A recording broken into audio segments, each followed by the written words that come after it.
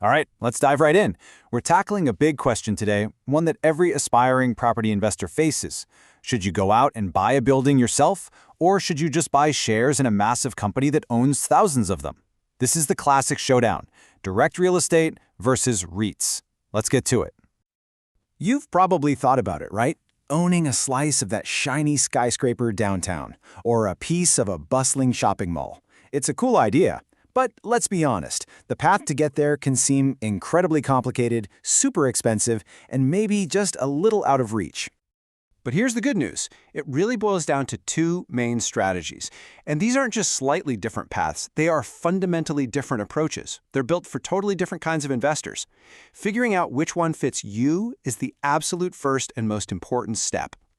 So here's our game plan for today. We're going to start with those two paths, then dig into the big trade-offs between them. We'll look at how you even measure success for each one, uncover a little secret weapon the pros use, and then wrap it all up with a playbook you can take straight to your next job interview. The easiest way to think about this choice is with a simple analogy. Ask yourself this: do you want to be the hands-on, decision-making CEO of your own little empire? Or are you happier being a passive shareholder in a giant corporation? Your answer to that question tells you pretty much everything you need to know. Let's break that down.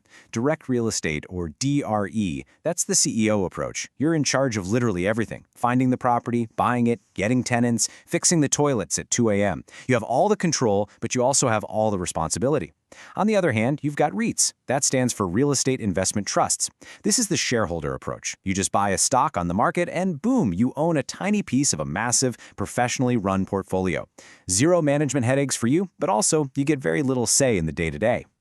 Now hang on, because inside the REIT world, there are two main types you absolutely have to know about. First, you have equity REITs. These are what most people think of. They actually own the physical buildings and they make money by collecting rent. But then you have mortgage REITs, or mREITs, and they are a completely different beast. They're kind of like banks. They don't own property, they own the debt on the property. Their whole game is making money from interest.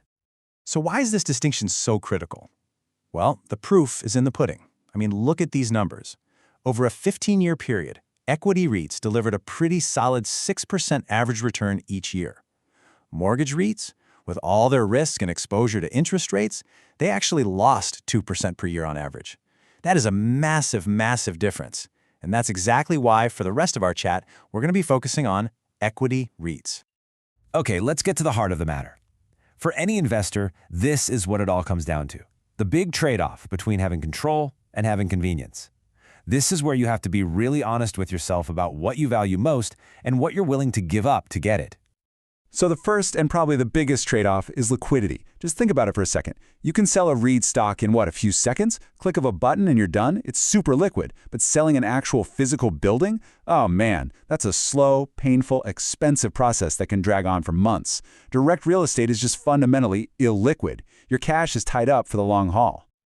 But here's the flip side of that illiquidity: control. With DRE, you are the boss. You call all the shots. You decide to renovate the kitchens, you pick the tenants, you set the rent price. And this is where a really sharp investor can create value that the rest of the market doesn't see, what the finance geeks call alpha. With a REIT, your control is basically just voting in a shareholder meeting. You're putting all your trust in a management team to make the right calls. This slide really just lays it all out, doesn't it? With REITs, you can get in the game with the price of a single share. DRE, you need a huge chunk of cash for a down payment. REITs give you instant diversification across hundreds of properties. DRE means all your eggs are in one, maybe two baskets. And of course, the management burden is zero with REITs, but with DRE, you're either signing up for a second job or paying someone else around 10% to do it for you. Okay, so if these two types of investments are so different, it only makes sense that we measure their success in completely different ways, right? A DREIT investor and a REIT analyst are basically speaking two different financial languages. And if you want to be in this world, you have to be fluent in both. So for a DRE investor, the magic number, the one they care about most, is the cash-on-cash return.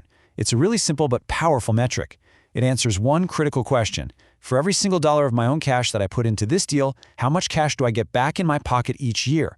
So here's how you figure it out. You take your total rental income, you subtract all your operating expenses, that gives you your net operating income, or NOI. Then you subtract your mortgage payment. Whatever's left is your cash flow for the year. Divide that by your original down payment, and there you have it, your cash-on-cash return.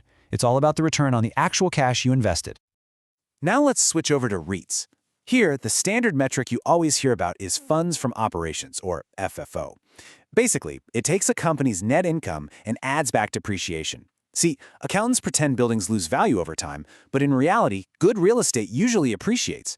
So FFO tries to give us a better picture of a REIT's actual cash flow. But, and this is a really big but, it's not the whole story. It's got a major flaw. And that brings us to the real gold standard, the metric the pros use, adjusted FFO, or AFFO. So why is this so much better? Because buildings need upkeep, roofs need replacing, parking lots need repaving, HVAC systems die. These are real, recurring cash costs that FFO just ignores. AFO subtracts these necessary expenses, and that shows you how much cash is truly left over to pay out to shareholders as dividends. Seriously, if you want to analyze a REIT, FFO is the number you need to live and breathe.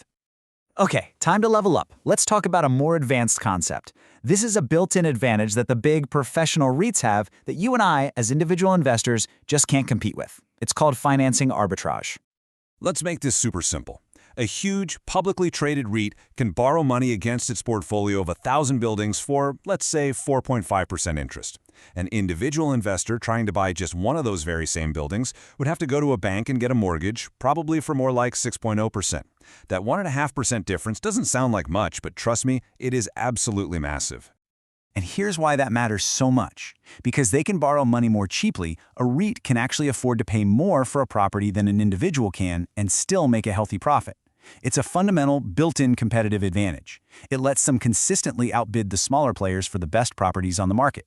It's a huge part of their business model. All right, let's bring it all home. We've covered the different structures, the key trade-offs, how to measure success. Now let's crystallize all of that into a practical playbook that you can use whether you're actually investing or just getting ready for that big consulting or finance interview.